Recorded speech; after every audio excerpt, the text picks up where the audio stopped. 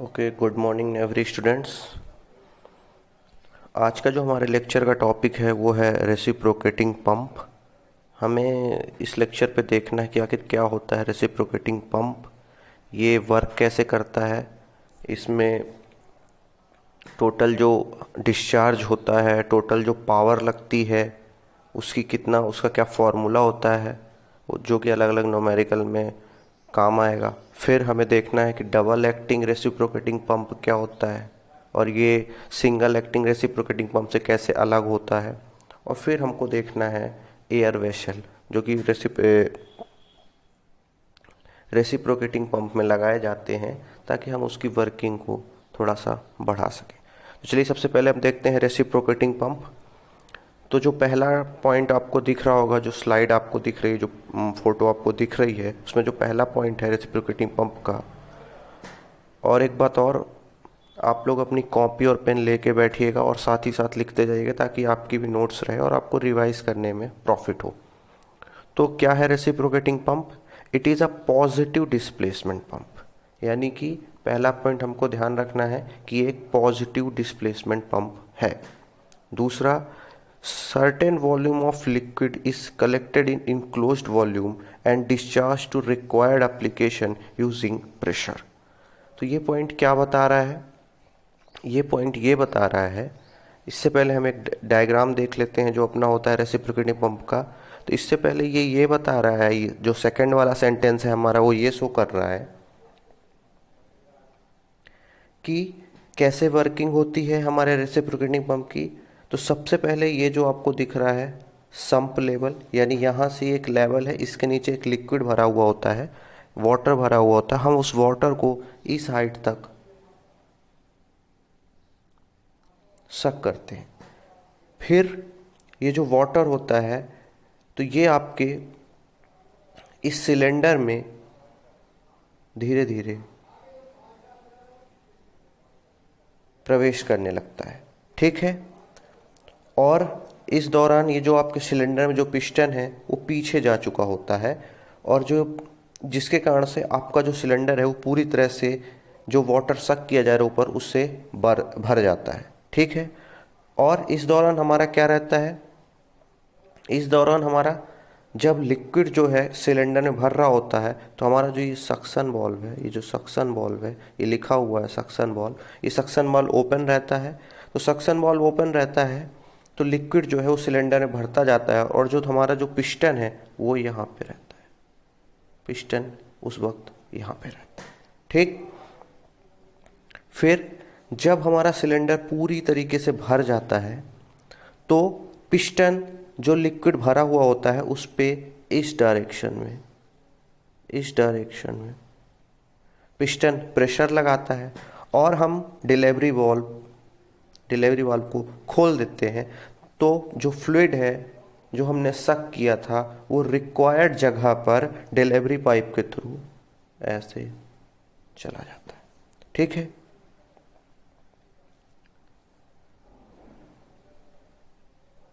तो हमारा पॉइंट 2 क्या कह रहा है कि certain volume of liquid is collected in enclosed volume, यानी कि कुछ वॉल्यूम का लिक्विड जो कि कलेक्ट हो जाएगा। कहाँ कलेक्ट हो जाएगा? सिलेंडर पे। और इसको हम डिस्चार्ज पाइप के थ्रू रिक्वायर्ड एप्लीकेशन, मतलब जहाँ भी इसकी ज़रूरत है भेज देंगे। किसके थ्रू? Using pressure. और ये प्रेशर कहाँ से आएगा? ये जो पिस्टन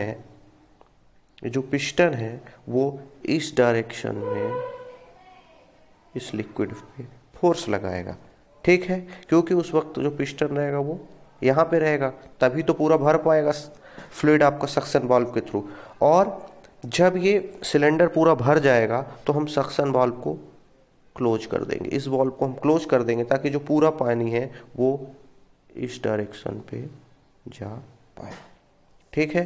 तो ये डायरेक्शन क्या शो कर रही है आपको सब ध्यान होने लगी होंगी, जो मैं बता रहा हूँ ये हमें बिल्कुल ध्यान से देखना है। अब इसका जो तीसरा पॉइंट है रेसिप्रोकेटिंग पंप में, कि more suitable for low volume of flow at high pressure. तो मतलब ये क्या कह रहा है कि जब हमको बहुत ज़्यादा प्रेशर की ज़रूरत पड़े और जब लिक्विड की जो वॉल्यूम मतलब जो चाहिए रिक्वायर्ड वॉल्यूम है लिक्विड की वो कम हो लेकिन बहुत ज़्यादा ऊंचाई पे देना रहे, तो हम किस टाइप का उपयोग करेंगे, किस टाइप के पंप का उपयोग करेंगे, रेसिप्रोकेटिंग पंप। ठीक है, ये डायग्राम आपको समझ में आ गया। इस डायग्राम में ये हो गई, इस डायग्राम में ये है हमारा पिस्टन, ये हो गई हमारी सक्शन बॉल, ये हो गई हमारी डिलीवरी बॉल, ये हो गया हमारा क्रैंक, ये हो गया कनेक्टिंग रॉड। ठीक है, ये दो हाइट बहुत ज़्यादा इंपॉर्टेंट है, एक होती है HS, एक होती है HD, यानी कि सक्शन हेड, तुम्हारी सक्शन पाइप की कितनी हाइट है यानी सक्शन हेड कितना है, और HD क्या है, डिलीवरी पाइप की जो हाइट है यानी कि डिलीवरी हेड। ये हमको ध्यान रखना है। ठीक,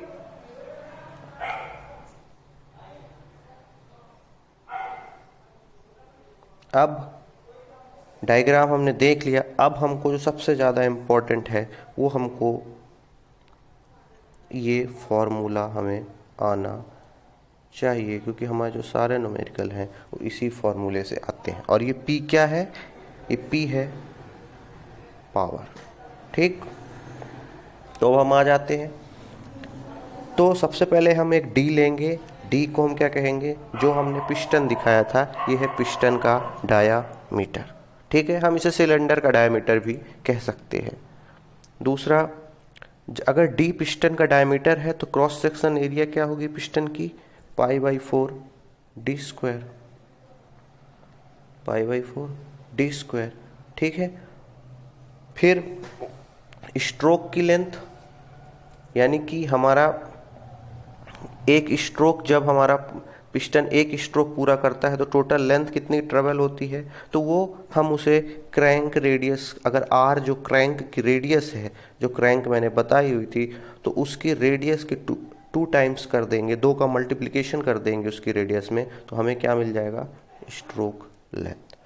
फिर एक और इम्पॉर्टेंट चीज़ कि आखिर कितना वॉल्यूम वाटर का सक किया जा रहा है सक्शन वाल्व के थ्रू, तो कैसे पता चलेगा, तो जितना वॉल्यूम हमारे सिलेंडर का होगा उतना ही वॉल्यूम तो वाटर भर पाएगा, यानी कि जो सिलेंडर की वॉल्यूम हो गई वही volume of water sucked by piston और द सिलेंडर के बराबर होगा, यानी कि ये वॉल्यूम, ये किसके बराबर होगा, वॉल्यूम ऑफ वाटर सक्ड, और यही वॉल्यूम ऑफ वाटर हम डिलीवर कर पाएंगे, यानी कि volume of water sucked is equal to volume water delivered is equal to volume of cylinder.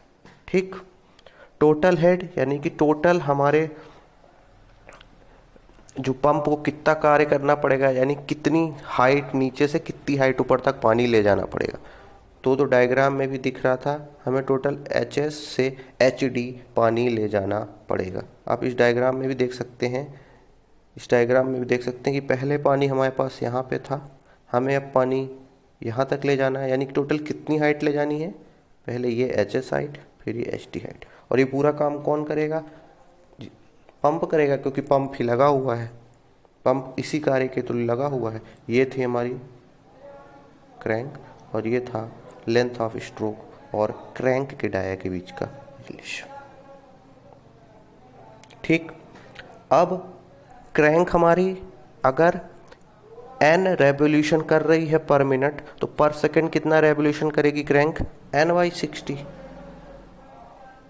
पर सेकंड कितना करेगी, n/60। तो हमको अगर निकालना है, अभी तो हमने निकाला है π/4 D स्क्वायर L, ये क्या है कि टोटल वॉल्यूम कितना सक किया है हमारे सिलेंडर ने या पिस्टन ने या पंप ने, कितना टोटल वॉल्यूम सक किया है या डिलीवर किया है, लेकिन यहाँ अभी भी ये नहीं बताया गया है कि कितने टाइम में, ये नहीं है, ये टोटल वॉल्यूम है। तो अगर हमें निकालना रहे कि पर सेकेंड, 1 सेकेंड में कितना वॉल्यूम सक किया गया है, तो वो कैसे आएगा, टोटल वॉल्यूम सक π/4 D स्क्वायर इंटू n/60। ठीक, ये हो जाएगा, और ये वॉल्यूम पर सेकेंड है यानी कि पर यूनिट टाइम है, यानी इसी वॉल्यूम को हम क्या कह देंगे, डिस्चार्ज।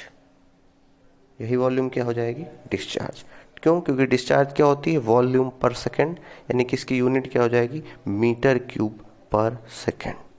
ठीक, तो जो Q डिस्चार्ज का फॉर्मूला आएगा वो क्या आ जाएगा, A यानी कि क्या, cross section area of piston into length यानी कि लेंथ ऑफ स्ट्रोक, N यानी कि रेवोल्यूशन ऑफ क्रैंक पर मिनट, और उसको अपन 60 से, इस 60 से डिवाइड कर देंगे तो वो क्या हो जाएगा, रेवोल्यूशन पर सेकेंड। तो Q डिस्चार्ज कितना आ गया, यानी कि डिस्चार्ज का फॉर्मूला क्या कितना आ गया, A into L into N by 60, और यूनिट क्या होती है डिस्चार्ज की, मीटर क्यूब पर सेकेंड। और ध्यान रखना है हमें कि ये थ्योरेटिकल डिस्चार्ज है, यानी कि अभी भी हमने सक्शन पाइप, डिस्चार्ज पाइप और अपने सिलेंडर और पिस्टन के बीच कहीं पे भी कोई भी फ्रिक्शन कंसीडर नहीं किया है, इसलिए कौन सी टाइप का डिस्चार्ज है, थ्योरेटिकल डिस्चार्ज।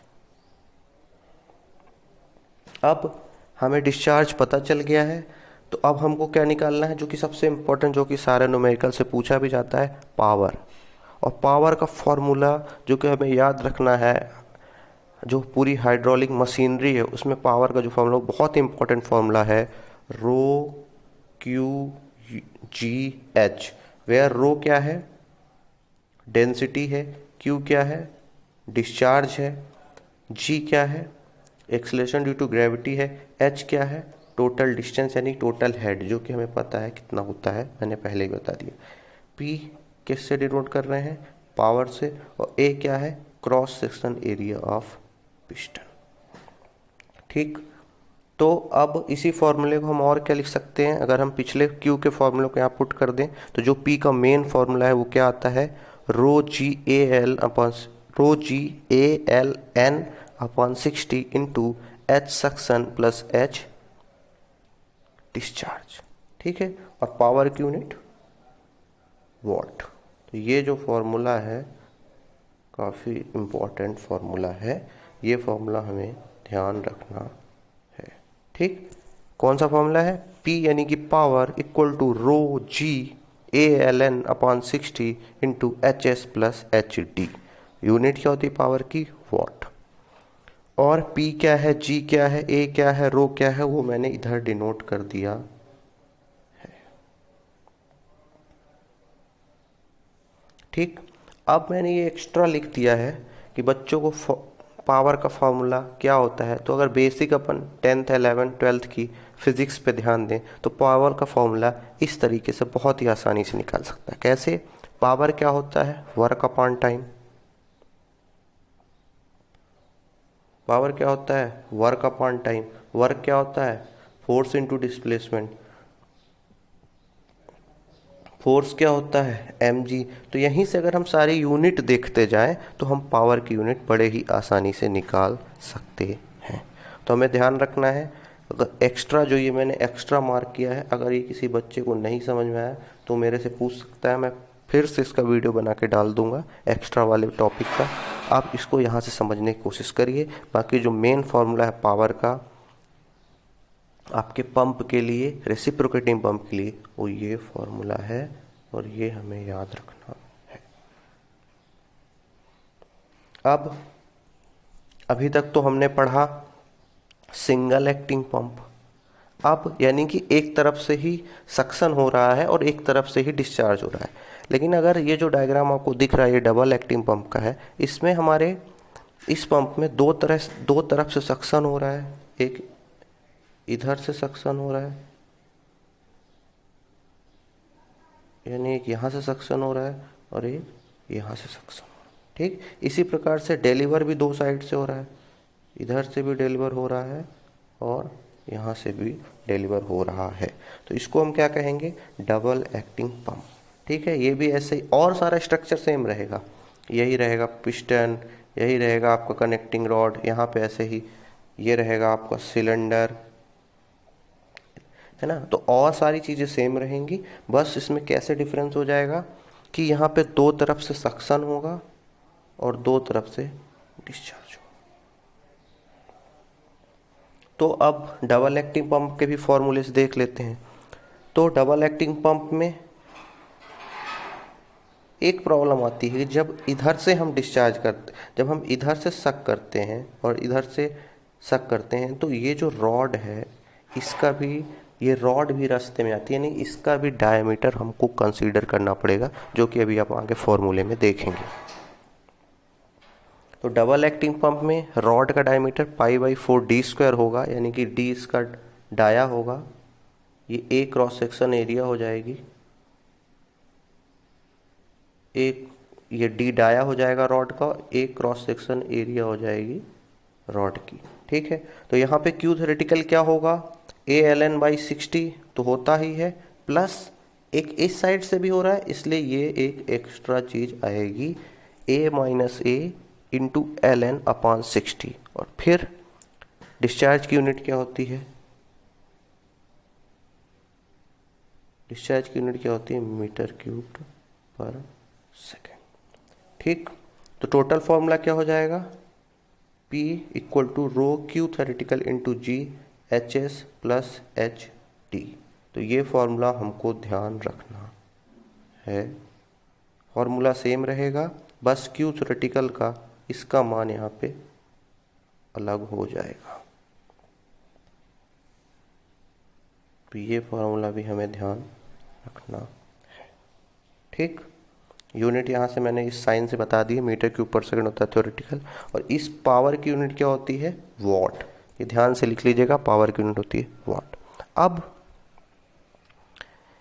अभी तक तो जो हमने फॉर्मूला लिया वो किसका लिया, थ्योरेटिकल डिस्चार्ज का, थ्योरेटिकल जो पावर लग रही है उसका लिया। लेकिन अगर आपके पंप में किसी टाइप का भी फ्रिक्शन हो रहा है तो स्लिपिंग होगी, और अगर इसीलिए अगला जो टॉपिक है वो मैंने लिया है स्लिप इन पंप। तो स्लिप इन पंप होगा तो यानी कि Q एक्चुअल घट जाएगा, यानी कि Q थ्योरेटिकल जो है वो Q एक्चुअल से ज़्यादा होगा।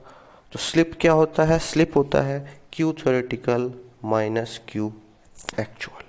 ठीक, और परसेंटेज स्लिप का फॉर्मूला भी ध्यान रखना है, न्यूमेरिकल पूछते हैं 1 - CD इंटू 100, और CD हम यहाँ से निकाल सकते हैं Q एक्चुअल अपान Q थ्योरेटिकल, Q एक्चुअल अपान Q थ्योरेटिकल। और हमें परेशान होने की ज़रूरत नहीं है, Q एक्चुअल या Q थ्योरेटिकल कुछ ना कुछ दिया रहेगा, मतलब इतने डाटा दिए रहेंगे कि आप आराम से CD परसेंटेज स्लिप वगैरह निकाल पाएंगे। अब एक इम्पॉर्टेंट टॉपिक है जो कि लिखा हुआ है यहाँ पे, एयर वेसल। क्या होता है एयर वेसल, कहाँ इससे लगाया जाता है, हम ये देखेंगे। तो क्या है air vessel, an air vessel is a large close chamber fitted to a reciprocating pump to eliminate pulsation of pressure and discharge in section and delivery pipe। तो क्या बता रहा है एयर वेसल क्या करता है, हमारा जो एयर वेसल है ये हो गया, ये क्या है एयर वेसल, ये लगा हुआ है एयर वेसल डिलीवरी वाले में, और ये वाला लगा हुआ है सक्शन वाले में। तो ये क्या करता है कि प्रेशर में जो वेरिएशन आता है ड्यू टू स्लिप या कोई और कंडीशन कारण, तो ये उसे रोकता है और डिस्चार्ज को कांस्टेंट रखने की कोशिश करता है। एक बार फिर देख लें, क्या है, an air vessel is a large close chamber fitted to a reciprocating pump to eliminate pulsation यानी कि बदलाव ऑफ प्रेशर एंड डिस्चार्ज, दोनों डिस्चार्ज और प्रेशर में जो बदलाव होता है, थोड़ा थोड़ा वैल्यू आगे पीछे दाएं बाएं होती, वो ये कम करता है, किस में, सक्शन और डिलीवरी पाइप। ध्यान रखिएगा, सक्शन पाइप में भी लगाया जाता है और डिलीवरी पाइप में भी लगाया। तो एयर वेसल क्या होता है, एयर वेसल सक्शन और डिलीवरी पाइप, ये हो गया आपका एयर वेसल डिलीवरी पाइप में, और आपका ये हो गया एयर वेसल सक्शन, ये दोनों ही जगह लगाया जाता है। अब अपन देखते हैं कि सक्शन पाइप में एयर वेसल लगेगा तो क्या फ़ायदे होते हैं, और डिलीवरी वॉल्व में या पाइप में लगेगा तो क्या फ़ायदे होते हैं। अब अगर आपका एयर वेसल सक्शन पाइप में लगेगा तो उसके क्या एडवांटेज होंगे, सबसे पहला तो कैविटेशन, कैविटेशन जो होता है उसकी पॉसिबिलिटी कम कर देगा, यानी कि कैविटेशन की जो आपकी पॉसिबिलिटी है वो कम कर देगा। पंप जो है वो हाई स्पीड में चल पाएगा, और सक्शन पाइप की लेंथ जो है हम बढ़ा सकते हैं ठीक है, सक्शन पाइप की लेंथ हम बढ़ा सकते हैं। इससे क्या होगा, हमारा जो डिस्चार्ज है हम वो भी बढ़ा सकते हैं। ठीक है, क्यों? क्योंकि Q के फॉर्मूले में H सक्शन भी आता है। अब अगर एयर वेसल को हम डिलीवरी साइड पे लगा देते हैं तो हम डिलीवरी डिस्चार्ज को कांस्टेंट रख सकते हैं और फ्रिक्शन लॉस, जो कि ये बहुत ही इंपॉर्टेंट पॉइंट है, इसमें मैंने डबल स्टार लगा रखा है, फ्रिक्शन लॉस को कम कर सकते हैं। तो ठीक है, उम्मीद करता हूँ कि आप लोग को ये लेक्चर पूरी तरह से समझ में आया होगा। अब आप लोग को इस लेक्चर के न्यूमेरिकल लगाना है और मुझसे आप किसी भी प्रकार का डाउट पूछ सकते हैं इस टॉपिक से संबंधित एवं अन्य टॉपिक से संबंधित एवं अन्य सब्जेक्ट्स का भी पूछ सकते हैं। धन्यवाद।